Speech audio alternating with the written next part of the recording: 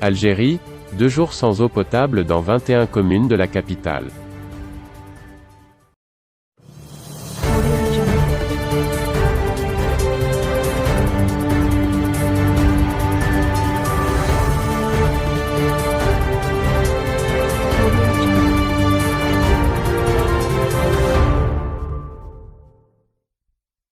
Les autorités algériennes ont beau annoncer des solutions, la pénurie d'eau potable continue à toucher de plein fouet les habitants de la capitale. Ceux-ci sont privés d'eau durant 2 jours.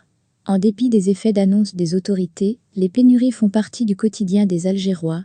2 jours sans eau, c'est le nouveau calvaire que doivent supporter les habitants des 21 communes de la capitale algérienne, qui n'auront tout simplement pas accès à l'eau potable durant 48 heures.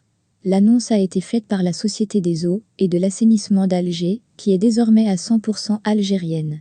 En clair, la crise de l'eau est loin d'être résolue, en dépit des promesses des autorités qui ont annoncé des plans d'urgence pour venir à bout de cette situation qui cause d'importants désagréments aux Algériens, particulièrement à ceux de la capitale Alger.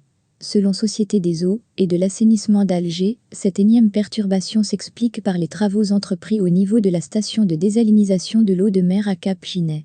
Et après les travaux de réparation, il faudra encore attendre le remplissage des réservoirs pour espérer la reprise de l'approvisionnement en eau potable dans ces communes de la capitale, Rouiba, Ain Tia, Bord Gelbari, El Arache, Hussendeh, Bir Kadem, Bir Mourad Raïs, Bord El Kifan.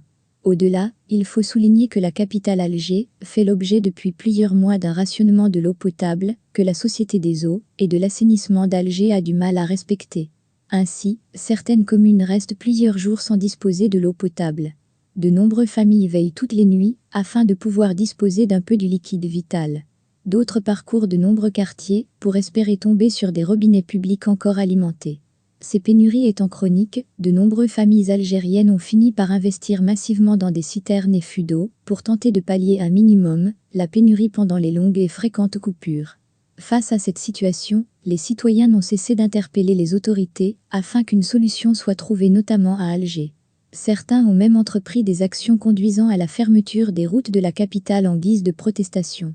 Pour le moment, les autorités algériennes semblent désarmées face à la situation et brillent par leur incapacité à apporter une solution durable. Il faut dire qu'outre le faible niveau des barrages hydroélectriques, comme celui de Kedara, moins de 20%, qui alimente la capitale, les pénuries d'eau s'expliquent également par le manque d'anticipation des autorités algériennes qui n'ont rien fait pour faire face aux effets du changement climatique et à l'augmentation significative de la population des zones urbaines.